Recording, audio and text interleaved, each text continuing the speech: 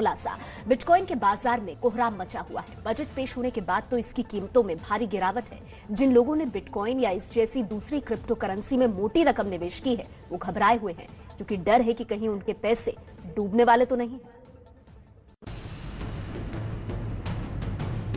कहीं आपने बिटकॉइन में पैसे तो नहीं लगाए? अगर इसका जवाब हाँ में है तो आपके निवेश पर बड़ा खतरा मंडरा रहा है।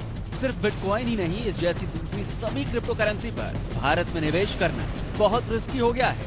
एक बिटकॉइन की कीमत महीने भर पहले 10 लाख रुपए थी, अब वो करीब 5 लाख रुपए में मिल रही है।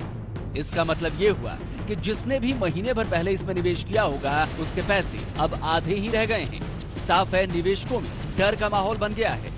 तो अभी हम लोग क्या करें?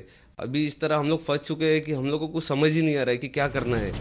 अपना चेहरा छुपाए इस शख्स और इसके दोस्तों ने क्रिप्टो करेंसी में मोटी रकम का निवेश किया, लेकिन बजट पेश होने के बाद इनके पैसे करीब करीब आधे रह गए हैं। लेकिन इनके साथ मुश्किल सिर्फ इतनी ही नहीं है, इन्हें अपने ही पैसे निकालने में बड़ी मुश्किल आ रही है।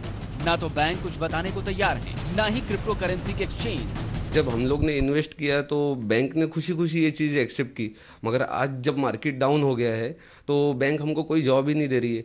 इसके वजह से हम लोग का पूरा ग्रुप जो था, हम लोग एकदम टेंशन में आ गए कि अब होगा क्या।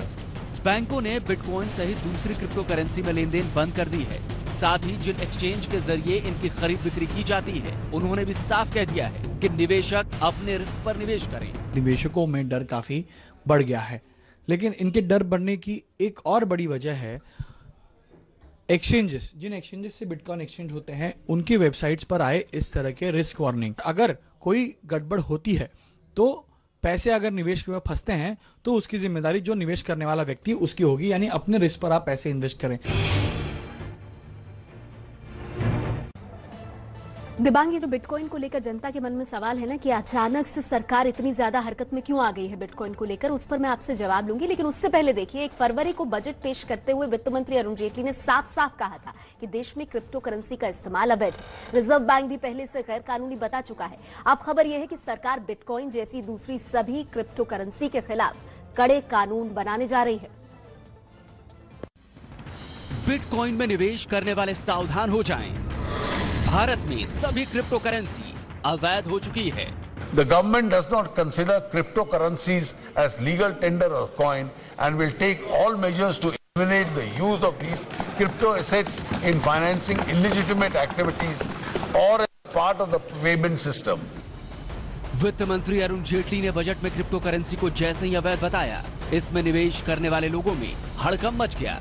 जावेद शेख ने कुछ दिनों पहले $12,000 के हिसाब से बिटकॉइन खरीदा था, लेकिन अब उन्हें अच्छा खासा नुकसान हो रहा है। अचानक सरकार का ये जो निर्णय आया कि भाई ये लीगल नहीं है, उसकी वजह से वो वापस आ गई है 8,000 पे। अब 8,000 पे आने के बाद तो आप समझ सकते हैं कितना नुकसान हो गया। लेकिन अब निवेशकों की मुश्किलें और ज्यादा बढ़ने वाली हैं, क्योंकि वित्त मंत्रालय के सूत्रों के मुताबिक जल्दी ही सरकार बिटकॉइन सहित दूसरी क्रिप्टो करेंसी पर कानून बना सकती है, क्योंकि अवैध घोषित करने के बाद भी देश में बिटकॉइन खरीदे और बेचे जा रहे हैं। कानून नहीं होने से इसके खिलाफ कार्रवाई की कोई स्पष्ट व्यवस्था नहीं है। सरकार ने किसी एजेंसी, संस्था या कंपनी को बिटकॉइन जारी करने का लाइसेंस नहीं दिया है। क्रिप्टो करेंसी की कीमतों में उतार चढ़ाव पूरी तरह से सट्टेबाजी है। इस डर की वजह से ये हो रहा है कि भाई लोग का पैसा और न डूब जाए, और भाव घटने की संभावना है। पूरे वर्ल्ड के अंदर ये संभावना है, खाली इंडिया के अंदर संभावना नहीं है। दरअसल वित्त मंत्रालय का मानना है कि क्रिप्टो करेंसी जैसी आभासी मुद्रा में जोखिम बहुत ज्यादा होता है, और जिस तरह से लोग पॉन्जी स्कीम में पैसा गंवाते हैं, वैसी स्थिति यहाँ भी हो सकती है। क्योंकि बिटकॉइन किसी सेंट्रल बैंक के कंट्रोल में नहीं है, इसलिए सौदा किससे हुआ ये पता लगा पाना बेहद मुश्किल है। अस्थिर मुद्रा होने से कीमत में बेलगाम उतार चढ़ाव होता है, यानी निवेशकों के लिए हानि की संभावनाएं ज्यादा हैं। करेंसी डिजिटल है और किसी के नियंत्रण में नहीं है, इसलिए सट्टेबाजी, कर चोरी, आतंकी गतिविधियों में इसका इस्तेमाल बिना डरे होता है। मुंबई से गणेश ठाकुर के साथ दिल्ली से शिशिर सिन्हा की रिपोर्ट। सरकार का रेड अलर्ट क्यों? देखिए, बिटकॉइन का जो मामला है ये समझने वाला मामला है। इसको अगर आप मोटे तौर पर समझें तो वो ये है कि कोई भी जो राजा होता है उसका अधिकार होता है कि वो अपना सिक्का चलाए, लेकिन यहाँ तो न सिक्का है, न राजा है, न ये पता कि इसको कौन चला रहा है। यानी पैसा फंसेगा अगर आपका तो वो आएगा कैसे, इसका जवाब है ही नहीं। भारत में रिजर्व बैंक नोट छापता है।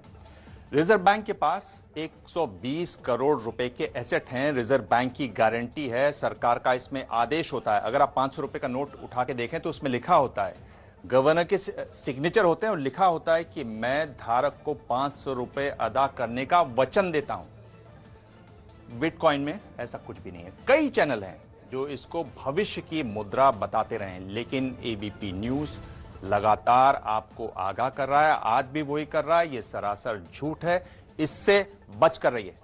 बिल्कुल, एबीपी न्यूज लगातार ये लाइन लेता रहा है, बिटकॉइन में निवेश ना करें। क्यों?